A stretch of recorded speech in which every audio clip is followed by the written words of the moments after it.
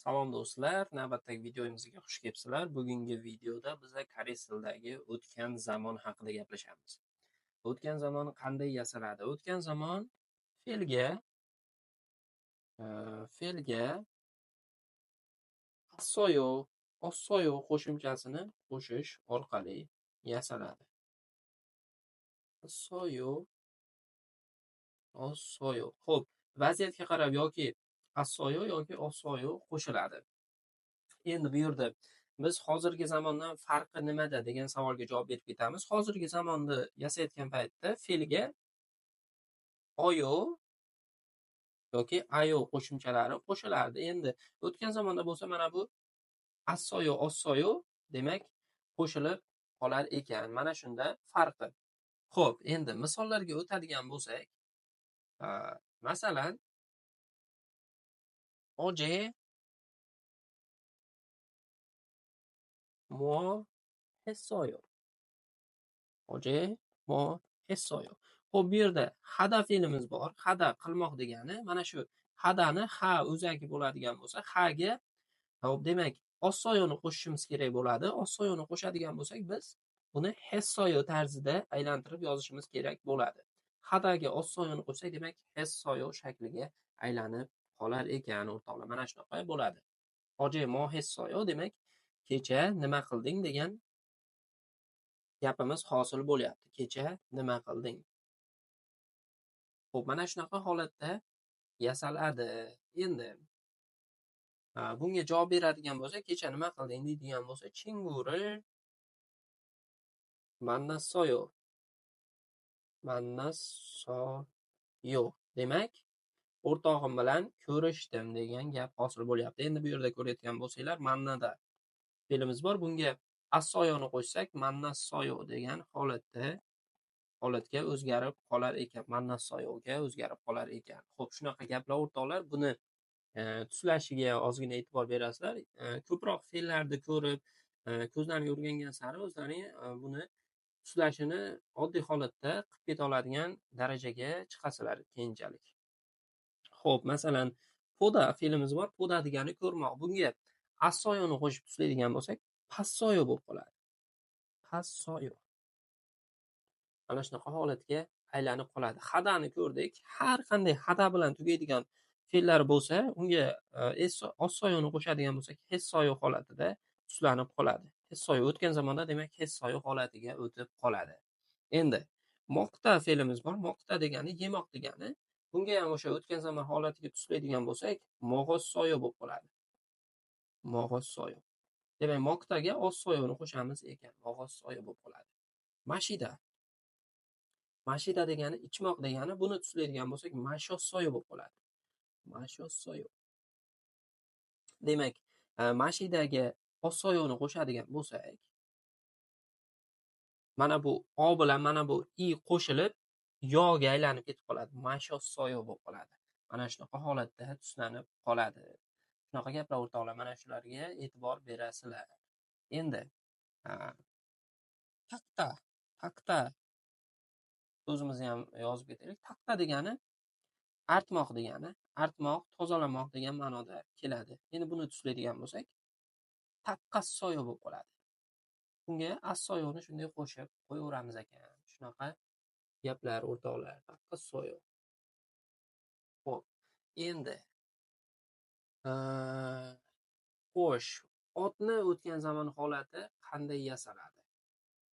Otni o'tgan zamon holatini yasashda, masalan, kecha qaysi kun edi demoqchi bo'lsak, oje musun yo'yriyossoyo. Musun yo'yriyossoyo. Xo'p, demak, kecha qaysi kun edi? Yo'l degani o'zi aslida hafta kuni, bu qanaqa fe'l emas, ot so'z turkumiga kiradi. Endi otni ham o'tgan zamonni yasasak bo'ladi. Bu holatda agarda patchim bilan tugasa, yossoyoni qo'shamiz ekan. Patchimsiz tugaydigan bo'lsa, yossoyoni qo'shib yasaymiz ekan. Masalan, chonin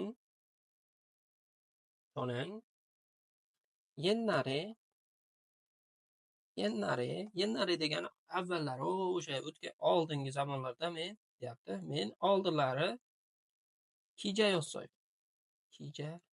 Yozsoyo. Endi ko'rayotgan bo'lsanglar, kija degani muxbir degani bu patchimsiz tugayotganing uchun biz yozsoyoni qo'shyapmiz. Agarda patchim bilan mana bunaqa pastda harf bilan tugaganda yozsoyoni qo'shgan bo'lar edik. Shunga e'tibor beringlar. Demak, men avvallari kija edim, ya'ni muxbir edim. O'sha pensiyaga chiqmasdan oldin muxbir bo'lib ishlaganman demoqchi ekanda. Shunaqa gaplar o'rtoqlar. Xo'p, o'tgan zamon shakli mana shunaqa holatda yasaladi. Endi o'tgan zamon inkori qanday yasaladi deydigan bo'lsak, inkori oldingi nimalarda o'tganimizdek fe'ldan oldin an qo'shimchasini qo'shib qo'ysak bo'ldi. Masalan, hessoyo bo'lsa, hessoyoni oldidan anni qo'shib qo'ysak, ana hessoyo bo'lib qoladi. Demak, hessoyo qildim bo'lsa, ana hessoyo qilmadim degan inkor holatiga o'tib qoladi. Mana shunaqa gaplar o'rtoqlar. Endi keyingi grammatikamizga o'tamiz. Keyingi grammatikamiz verb, ya'ni fe'l go bo'ladi. Ya'ni fe'lni oxiriga mana shu go ni qo'shamiz. Bu go qo'shimchasi ikkita gapni bir-biriga qo'shishda ishlatiladi. Masalan, bitta gapni oxirida fe'l bo'ladi, ana shu fe'lga go qo'shiladi va ikkinchi gap. Mana shunaqa gaplar o'rtoqlar. Ikkita gapni bir-biriga qo'shish uchun ishlatiladi mana shu go. Xo'p, endi misol uchun misol ko'radigan bo'lsak, masalan, televizyon을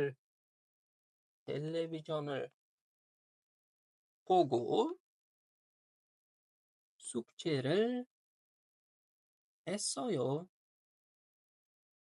Televizyon을 보고 숙제를 했어요. Demak, televizorda ko'rmoq bitta alohida gap, 숙제를 hada, ya'ni vazifani qilmoq alohida gap. Televizorda ko'rib, vazifamni qildim degan gap, ikkita gapni bir-biriga go orqali bog'layapmiz. Mana shunaqa struktura, juda ham oson.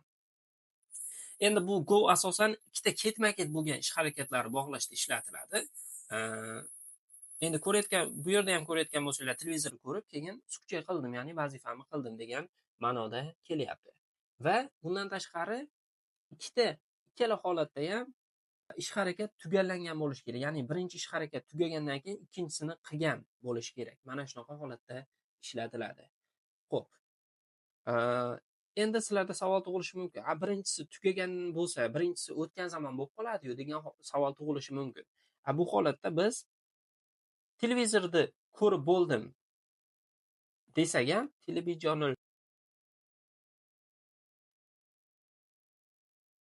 televizyon을 봤어요 va undan keyin 숙제를 했어요. Ikkita gap turibdi. O'tgan zamonda ikkita gap turibdi. 숙제를 했어요. Endi mana shuni bir-biriga bog'lamoqchi bo'lsak, biz mana bu birinchi gapdagi o'tgan zamon qo'shimchasini tushirib qoldirishimiz kerak bo'lar ekan, go bilan bog'layotgan bo'lsak. Ya'ni televizyon을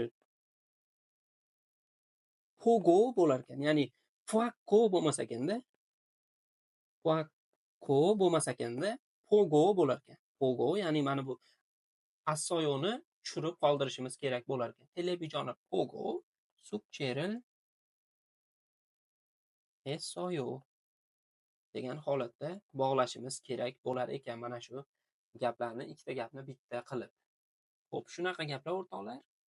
Birinchi gapda o'tgan zamon qo'shimchasi tushirib qoldiriladi, buni gaplashdik. Endi xo'sh,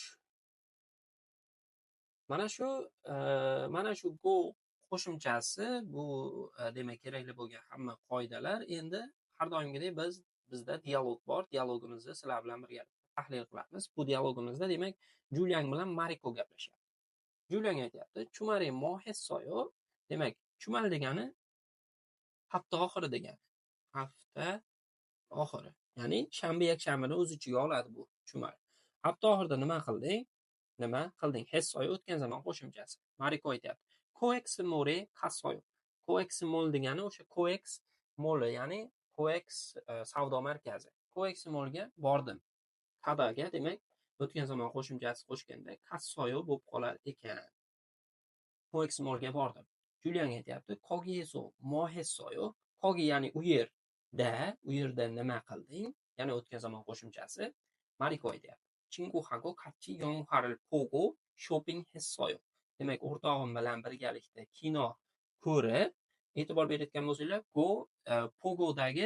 Pogo'dagi o'tgan zamon qo'shimchasi olib tashlangan. Pogo bo'lib qolyapti. Pogo shopping hissoyo. Demak, kinoni ko'rib, shopping qildim, deyapti. Julian shini mohissoyo. Julian nima qilding? Julian aytyapti. 可能 chi beso shiossoyo. Demak, men uyda dam oldim, deyapti. Shida degani dam olmoq degani. Shida dam olmoq. Endi buni o'tgan zamon shakli shiossoyo bo'lib qoladi. Mana shunaqa holatda yasaladi. Shiossoyo holatida yasaladi. Xo'p, demak, bugungi darsimiz shu yergacha edi. Darsimiz sizlarga ma'qul bo'lgan bo'lsa, like bosib qo'yinglar, obuna bo'lmagan obuna bo'lib qo'yinglar va Telegramdagi kanalimga ham o'tib obuna bo'lib qo'yinglar. U yerda ham Koreya hayoti, koreys tiliga oid yaxshi ma'lumotlar berib boraman. Demak, bugungi video shu yergacha edi. Keyingi videolargacha ko'rishguncha sog' va salomat bo'linglar.